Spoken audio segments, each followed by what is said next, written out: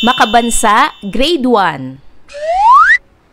Quarter 1, Week 6, Day 1 to 2. Ang paksa ng ating aralin sa araw na ito ay kahulugan ng karapatan at tungkulin, karapatang maisilang at magkaroon ng pangalan at nasyonalidad, at mga tungkulin sa pagkakaroon ng pangalan at nasyonalidad. Matatag curriculum. Hello kids, it's me, Teacher Frel. Don't forget to subscribe, like, and share, and hit the notification bell for the latest video. You can also follow my Facebook page, Teacher Frel TV. Sa araw na ito ay pag-aaralan natin sa asignaturang makabansa ang kahulugan ng karapatan at tungkulin, karapatang maisilang at magkaroon ng pangalan at nasyonalidad, at mga tungkulin sa pagkakaroon ng pangalan at nasyonalidad. Day 1. Kahulugan ng karapatan at tungkulin. Mga layunin ng aralin. Naibibigay ang kahulugan ng karapatan at tungkulin. Natutukoy ang ilang karapatan at tungkulin ng bata, at nasasabi ang ugnayan ng karapatan at tungkulin. Pagmasdan ang mga larawan. Ano ang nakikita ninyo sa bawat larawan? Isa-isahin natin mga bata. Ang unang larawan ay batang kumakain ng masarap na pagkain. Ang pangalawang larawan naman ay bagong silang na sanggol. Ang pangatlong larawan ay buong pamilya. At ang panghuling larawan ay mga mag-aaral na magkakaibigan. Ngayon naman ay sagutin ninyo ang mga katanungang ito. Para sa unang katanungan, ano ang paborito mong pagkain? Pangalawang katanungan, masaya ka ba tuwing araw ng iyong pagsilang o tuwing araw ng iyong kaarawan? Pangatlong tanong, ilan kayong naninirahan sa tahanan ninyo? At pang-apat na katanungan, sino ang matalik mong kaibigan dito sa paaralan?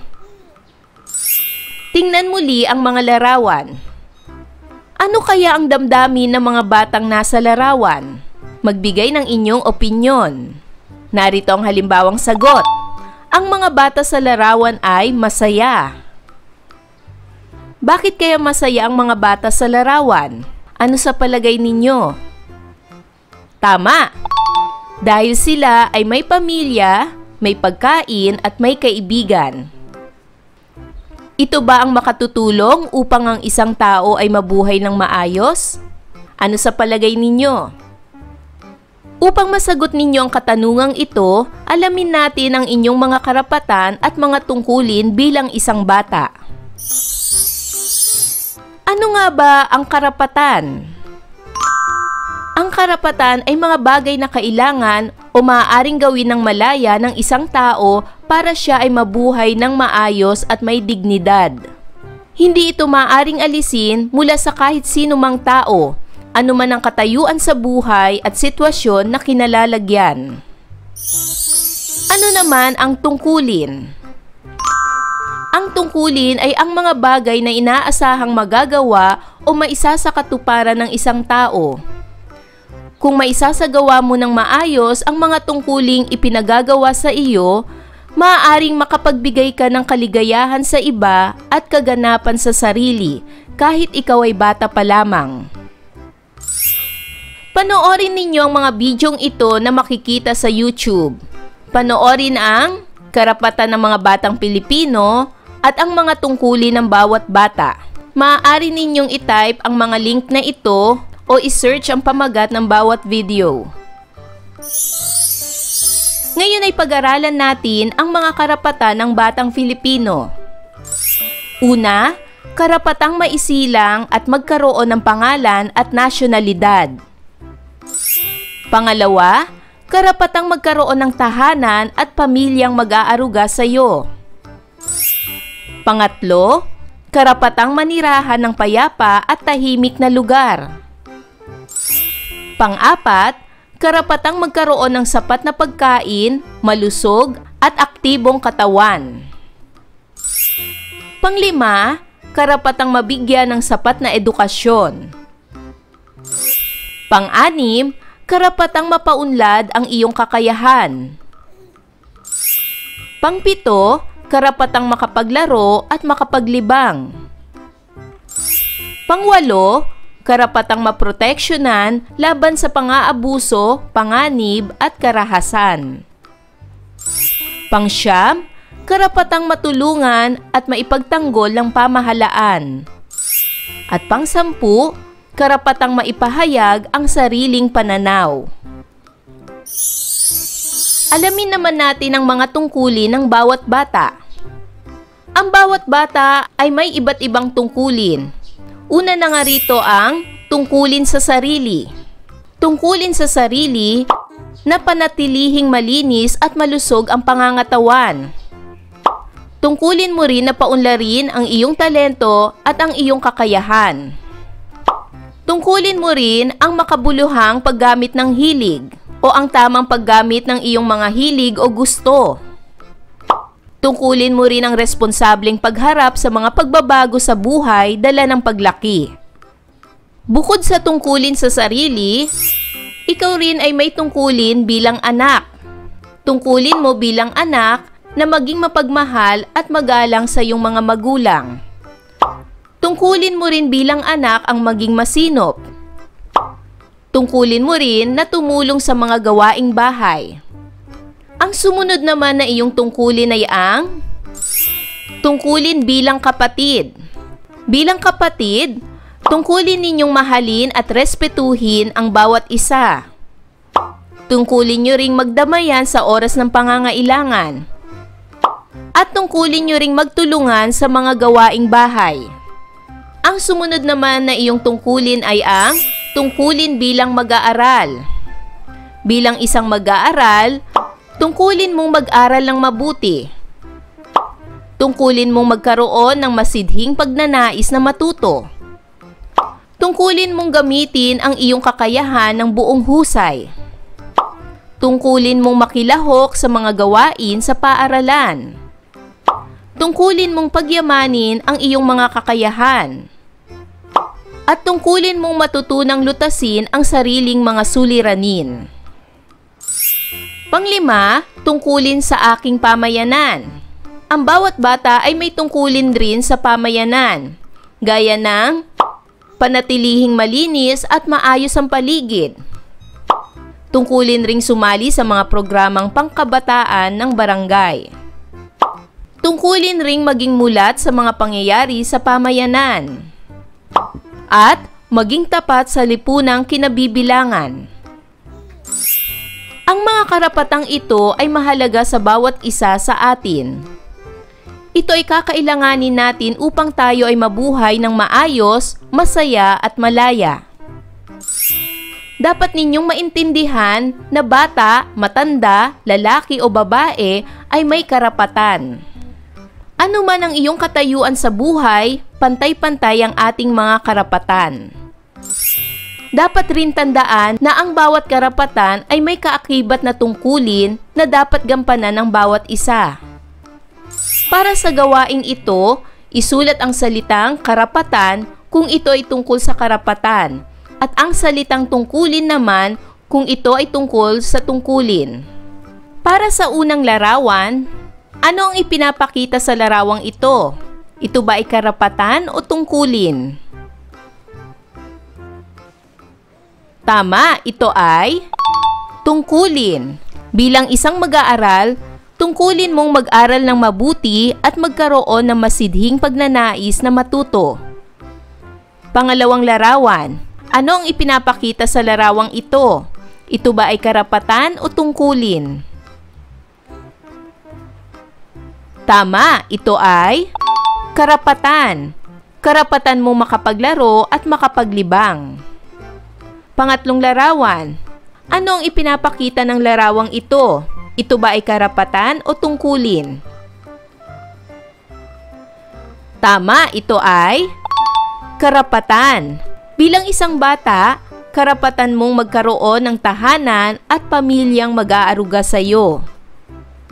Sumunod na larawan. Ano ang ipinapakita sa larawang ito? Ito ba ay karapatan o tungkulin? Tama, ito ay karapatan. Bilang isang bata, karapatan mong magkaroon ng sapat na pagkain, malusog at aktibong katawan. Sumunod na larawan. Ano naman ang ipinapakita ng larawang ito? Ito ba ay karapatan o tungkulin? Tama, ito ay tungkulin. Tungkulin mong panatilihing maayos at malinis ang paligid. At panghuling larawan, ano naman ang ipinapakita sa larawang ito? Ito ba ay karapatan o tungkulin? Tama, ito ay tungkulin. Tungkulin mong sumali sa mga programang pangkabataan ng iyong barangay, gaya ng pagtatanim. Bawat karapatan ay may kaakibat na tungkulin. Ang mga larawan na nasa ibaba ay ilan sa mga karapatan ng bata. Ibigay ang kaakibat na tungkulin nito. Bilang bata, ano ang dapat mong gawin? Unang larawan, karapatang makapaglaro at makapaglibang. Bilang isang bata, ano ang kaakibat na tungkulin nito? Ang kaakibat na tungkulin nito ay tungkulin mong makipaglaro ng maayos sa iyong mga kaibigan. Pangalawang larawan, karapatang magkaroon ng sapat na edukasyon. Ano naman ang kaakibat na tungkulin nito? Bilang isang bata, tungkulin mong pumasok sa paaralan, mag-aral ng mabuti, at magkaroon ng masidhing pagnanais na matuto. At sa pangatlong larawan, karapatang magkaroon ng tahanan at pamilyang mag-aaruga. Ang kaakibat naman na tungkulin nito bilang isang bata ay tungkulin mong mahalin ang iyong mga magulang, maging masunurin at maging magalang sa kanila. Ngayon naman ay isulat ang tama kung ang pahayag ay tama at mali naman kung ang pahayag ay mali. Unang bilang, ang bata ay wala pang karapatan. Ang pahayag ba ay tama o mali? Magaling! Ang pahayag ay mali. Pangalawang bilang, maaaring tawagin ang bata sa anumang pangalan na gusto nating banggitin. Ang pahayag ba ay tama o mali? Magaling! Ang pahayag ay mali. Pangatlo, pinipili lamang ang binibigyan ng karapatan. Ang pahayag ba ay tama o mali? Magaling! Ang pahayag ay mali. Pang-apat, ang karapatan ay mga pangangailangang dapat tinatamasa ng isang bata. Ang pahayag ba ay tama o mali? Magaling! Ang pahayag ay tama. At panglima, tinutukoy na tungkulin ang mga dapat mong gawin ayon sa iyong karapatan. Ang pahayag ba ay tama o mali? Magaling! Ang pahayag ay tama. Ngayon naman ay humingi ng tulong sa magulang o nakatatandang kapatid at pag-usapan kung ano-ano ang mga karapatang dapat tamasain at tungkuling dapat gampanan ng mga bata. Day 2. Karapatang maisilang at magkaroon ng pangalan at nasyonalidad at mga tungkulin sa pagkakaroon ng pangalan at nasyonalidad. Mga layunin ng aralin. Nilalahad ang karapatang maisilang at magkaroon ng pangalan at nasyonalidad. At natutukoy ang mga tungkulin ng pagkakaroon ng pangalan at nasyonalidad. Ipakilala ang iyong sarili sa harapan ng klase. Sabihin nyo, ako ay si, sabihin nyo ang inyong pangalan. Ang aking kaarawan ay, sabihin nyo naman kung kailan ang inyong kaarawan. Nakatira ako sa, sabihin nyo naman kung saan kayo nakatira. Ang aking nanay ay si, at ang aking tatay naman ay si, sabihin ninyo ang pangalan ng inyong nanay at ang pangalan ng inyong tatay. Ngayon naman ay basahin ang paraan ng pagpapakilala ng mga bata sa larawan. Kumusta? Ako si Mara. Ang aking ama ay si Mado. Ang aking ina ay si Lara.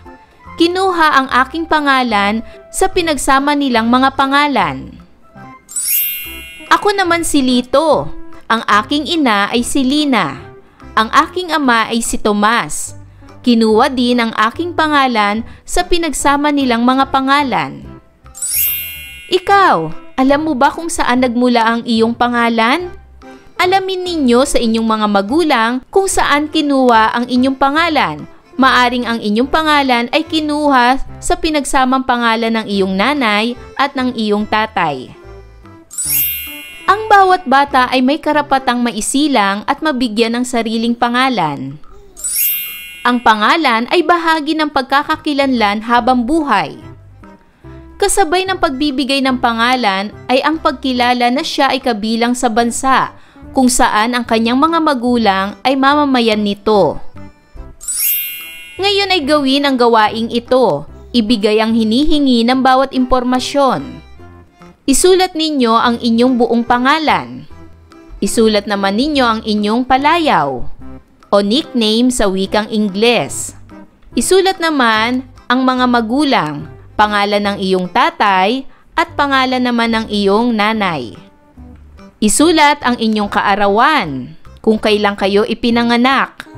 At isulat ang bansang kinabibilangan ninyo. Saang bansa kayo ipinanganak? Isulat ninyo ang bansang Pilipinas kung sa bansang Pilipinas kayo ipinanganak. May kaakibat na mga tungkulin ang mga karapatang nabanggit ukol sa pagkakakilanlan. Bilang isang anak, ano ang dapat gawin upang mapangalagaan ang iyong pangalan? Bilang isang anak, narito ang mga dapat gawin upang mapangalagaan ang iyong pangalan. Una, pahalagahan ang sariling pangalan at pagkakakilanlan. Ang iyong pangalan ay ibinigay sa iyo ng iyong mga magulang. Dapat mo itong pahalagahan at mahalin. Pangalawa, igalang ang pangalan at pagkakakilanlan ng iba. Pangatlo, maging tapat sa sariling nasyonalidad. Maging tapat sa pagiging Filipino. At pang-apat, magpakita ng mabuting asal. Bilang isang mag-aaral, ano ang dapat gawin upang maipakita ang katapatan at pagmamahal sa bansa? Bilang isang mag-aaral, narito ang mga dapat gawin upang maipakita ang katapatan at pagmamahal sa bansa.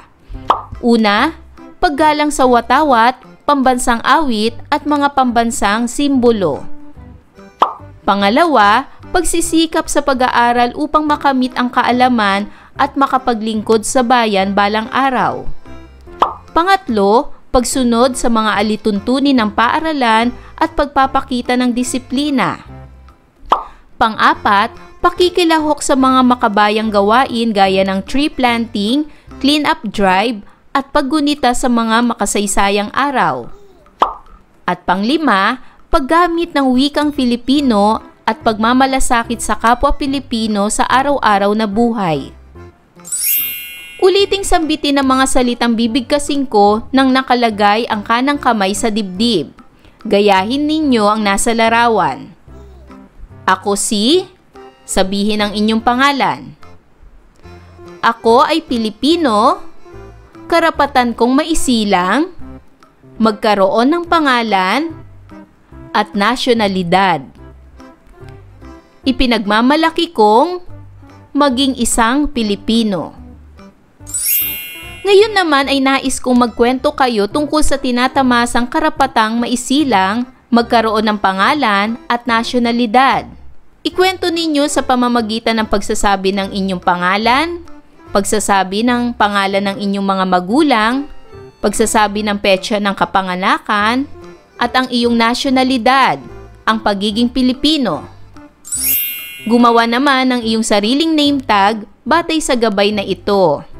Isulat ang pangalan, palayaw, at ang iyong kaarawan. Ayan mga bata, naunawaan niyo ba ang ating aralin sa araw na ito? Kung ganon, magaling! Mga bata, sana ay marami kayong natutunan sa ating aralin. Hanggang sa susunod na video lesson, paalam! Thanks for watching!